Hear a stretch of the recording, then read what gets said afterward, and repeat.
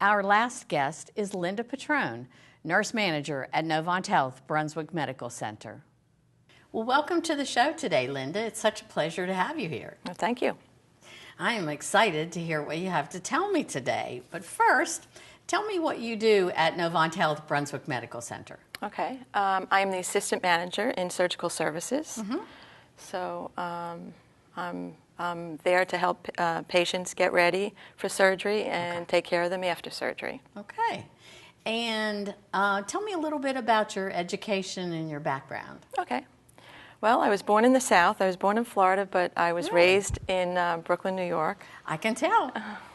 I went to a diploma nursing school at Kings County, which was at the time one of the largest municipal hospitals in the nation. And then I got my BSN, my bachelor's in nursing at CW Post. And then I got my master's in nursing at Lehman College, which is part of the City University of New York system. Mm-hmm. Wow, lots of school. Lots of school. Well, how long have you been here at the hospital, Linda? I've been here since 2007. We moved here from Raleigh in 2007. Oh, so you've been here a while. Mm-hmm. So you've been here for the growth. I've seen a lot of changes. Yeah, absolutely. Well, today we wanted to talk to you about something a little bit different. Mm-hmm. So it's my understanding that you recently went on a medical mission trip. Mm-hmm. So I would love to hear about this. I don't know too much about medical mission trips, but what I do know seems pretty exciting. So tell me about the organization that you're involved with.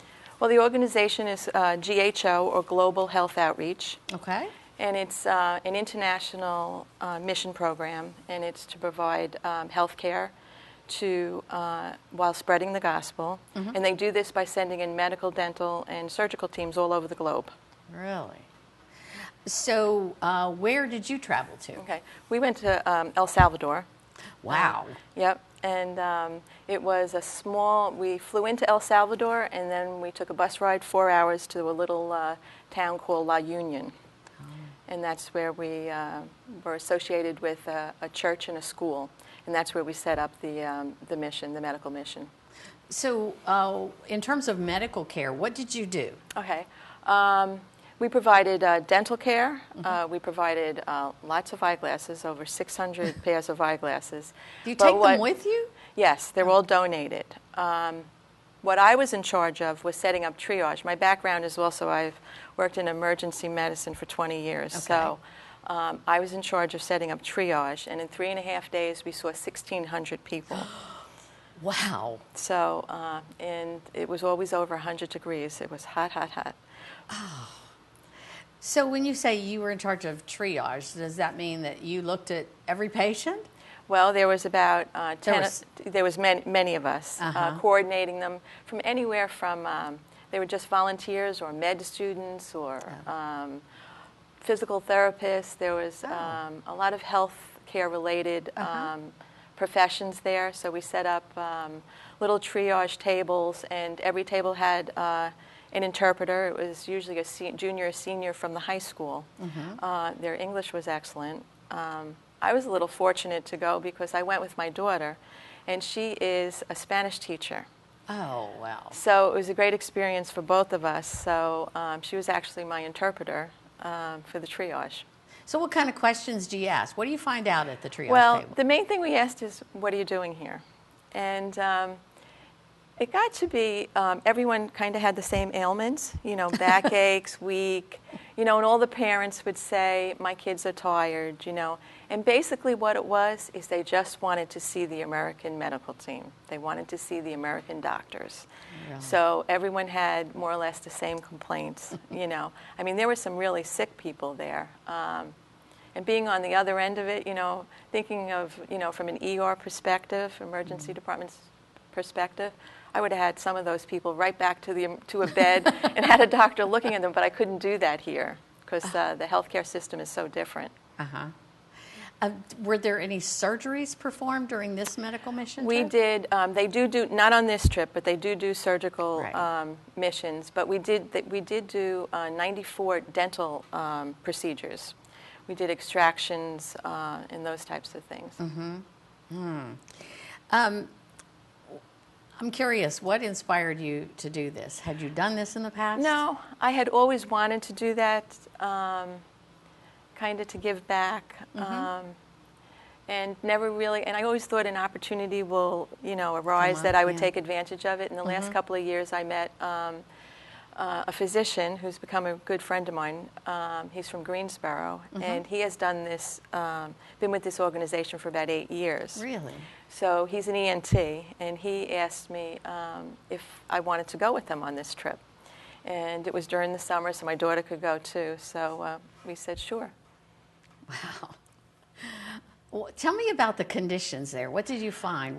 Well, El Salvador is the smallest of the Central American countries, but the most densely populated.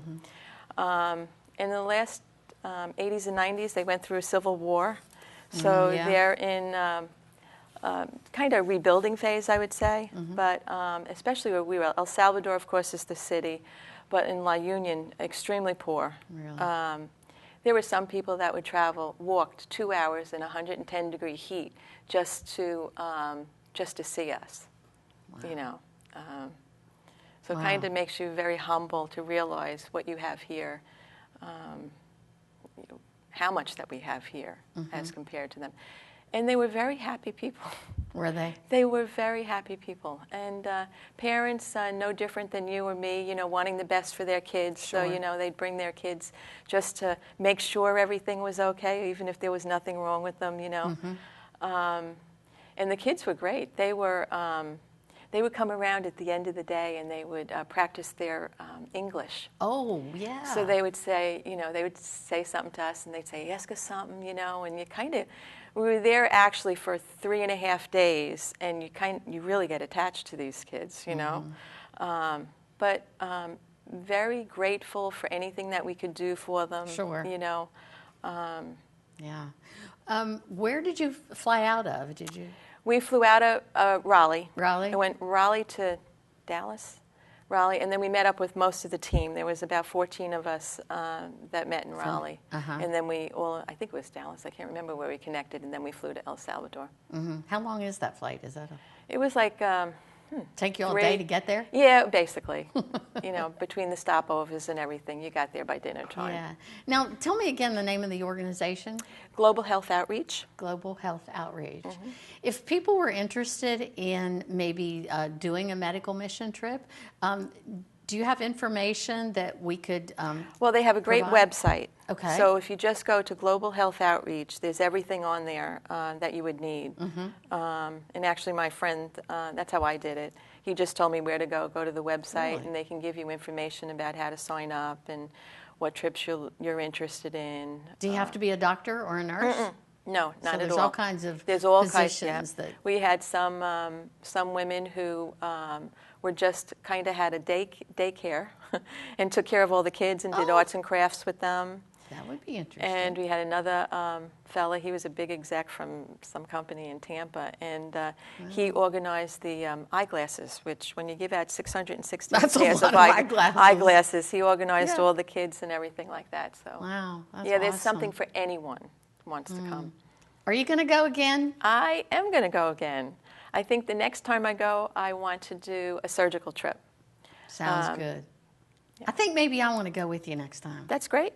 Come on, come aboard. Let's talk about that. We will. We will. All right. Well, Linda, it's been a pleasure getting to know you better and learning about your medical mission trip. And I look forward to talking about another one that maybe I'll go. And then we can do another show and we can talk about it together, okay? Sounds great. All right, Thank you. Thanks for being here. Thank you.